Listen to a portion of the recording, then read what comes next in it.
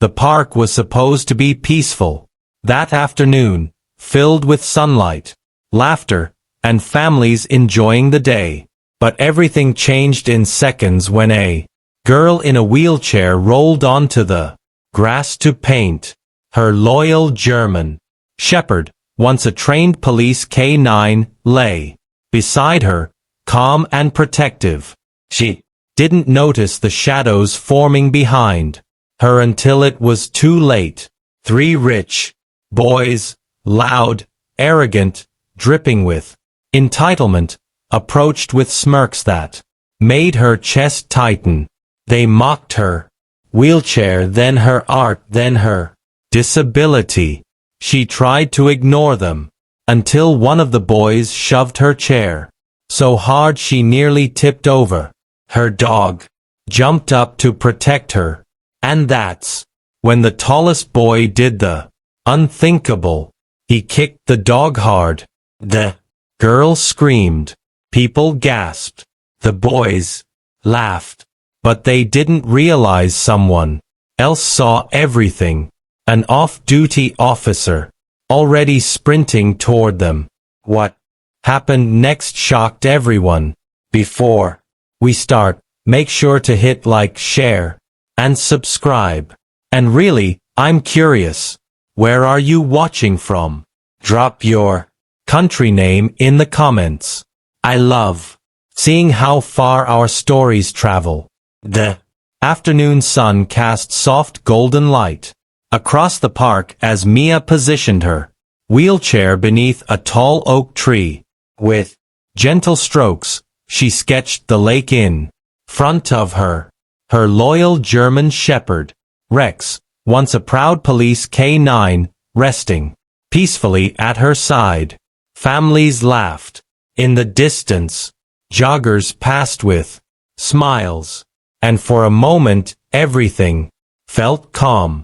Painting was the one place Mia felt free, confident, and safe, especially with Rex watching over her. But that peace shattered the moment. 3 rich boys strolled toward her, loud and arrogant, their laughter sharp, enough to cut through the quiet air. They eyed her wheelchair, her art, supplies, her dog, and exchanged smirks that made her heart sink. Mia tried to focus on her sketch, pretending not to notice them circling closer.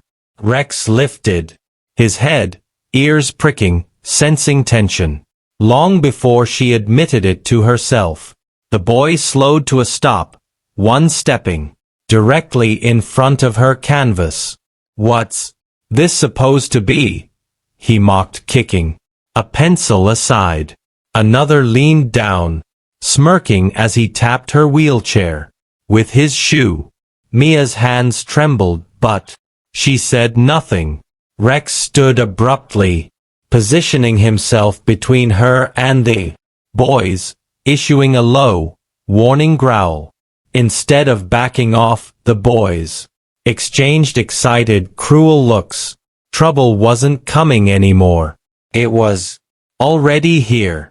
The tallest boy stepped closer, kicking Mia's paint brushes aside as if they were trash. "Did you draw this with your eyes closed?" he sneered, snatching her sketchbook and flipping through her drawings. Mia reached out instinctively, but he yanked it away, laughing as the other boys crowded around. Rex growled louder now, positioning himself tighter against her wheelchair. Mia felt her throat tighten. "Clear's throat. Please stop," she whispered, her voice only fueled their amusement. One boy leaned down and pushed her wheelchair slightly, just enough to jolt her body. "Relax, we're just having fun," he said mockingly, though his grip tightened with deliberate pressure. Another boy scattered her pencils with one aggressive kick, sending colored fragments across the grass. Mia's heart hammered painfully. Rex barked sharply, warning them again, but the boys only grinned wider. "Oh, look," one smirked. "The cripple's guard dog thinks he's tough." Rex stepped forward, placing himself directly between Mia and the boys, his muscles tense, his bark echoing through the park. Instead of backing away, the tallest boy lifted his foot threateningly. "Let's see how brave he is." Mia's breath caught. "Don't you dare," she cried, gripping her wheels. But the boys laughed, ignoring her. "Please." Their taunts grew sharper, their movements crueler. What began as mockery had crossed into something darker, and Rex knew it before anyone else. Rex barked furiously, planting his paws into the grass as the boys closed in. His protective stance only seemed to excite them more. The tallest boy smirked, glancing back at his friends. "Watch this," he whispered. Before Mia could react, he lifted his leg and kicked Rex hard. So hard the impact echoed across the open park. Mia screamed, her hands flying to her mouth.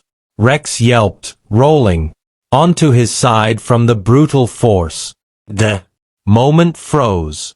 Mia's vision blurred with tears as she tried to wheel herself forward, but one of the boys held her chair back, smirking as if enjoying her panic. "Relax," he taunted. "He'll be fine." But Rex wasn't fine. He struggled to stand, his legs trembling uncontrollably. He let out a weak whine, his once steady breathing turning strained. Mia felt her entire world collapse alongside him. "Stop. Please stop," she cried. A few bystanders gasped from a distance, unsure whether to interfere. The boys, sensing attention, backed away, but still laughed arrogantly.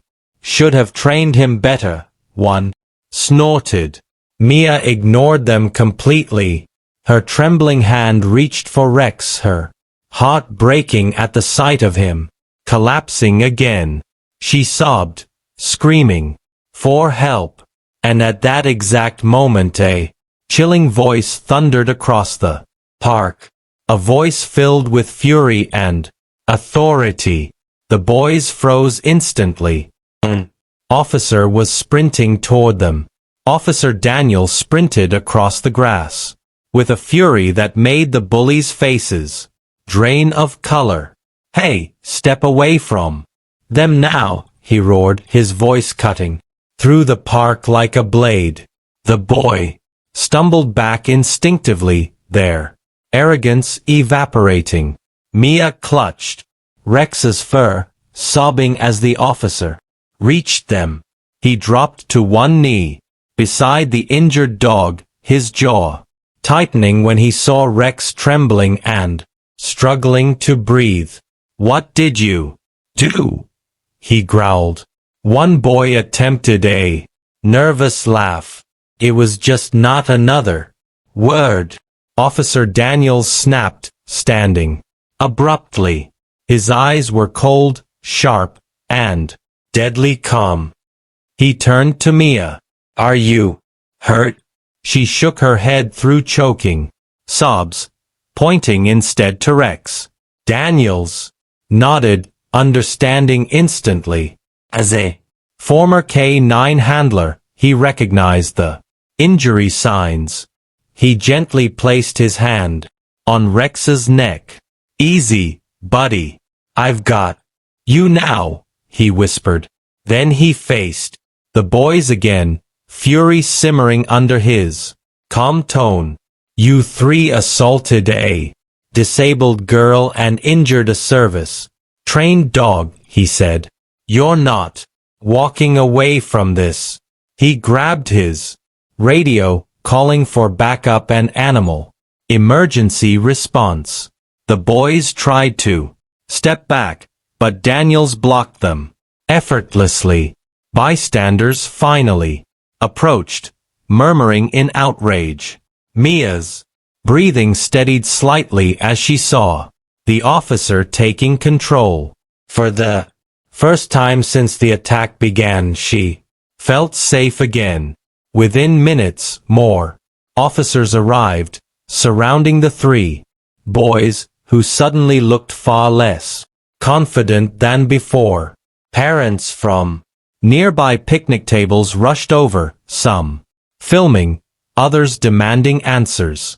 Officer Daniels stood tall, arms crossed, as he questioned the boys individually. Their excuses crumbled instantly.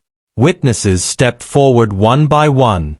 Parents, joggers, even a teenager who had been reading on a bench. Each described the same thing: cruelty, mockery, and a vicious, unprovoked kick to a defenseless dog. Mia watched through trembling breaths as Daniels gathered statements. A woman who had seen everything knelt beside her gently. "Honey, you didn't deserve any of that. Your dog was protecting you." Mia hugged Rex tightly, whispering through tears. Rex responded with a faint wag of his tail, eyes half open but determined to stay conscious. An officer from the animal response team examined him, confirming bruising and potential internal trauma. Rage flickered in Daniel's eyes. The boys' parents arrived moments later, expensively dressed, shocked, and instantly defensive. "Our sons would never," one mother began. Daniel shut her down with a raised hand. "Ma'am, we have witnesses, footage, and an injured K9. Your sons will answer for this." The boys, now pale and shaking, avoided their parents' eyes. The truth was undeniable. As officers prepared to escort them away, Mia finally exhaled. Justice wasn't complete yet, but it had begun. As the boys were escorted toward the patrol cars, Mia focused only on Rex. The animal emergency officer gently lifted him onto a stretcher, assuring her they would take him to the nearest veterinary hospital. "He's strong," the officer said softly. "He fought for you. Now we'll fight for him." Mia gripped Rex's paw until the very last moment, whispering, "You're my hero." Rex blinked slowly as if promising he wasn't going anywhere. Officer Daniels stayed with Mia while her parents rushed to the park after receiving the call. Her mother fell to her knees, pulling Mia into her arms as her father thanked Daniels repeatedly. "Your daughter is incredibly brave," Daniels told them. "And her dog. He's extraordinary." When the officer explained what had happened, Mia's parents turned pale, their eyes filling with anger and heartbreak. But Daniels reassured them. The boys will face full charges. No excuses, no shortcuts.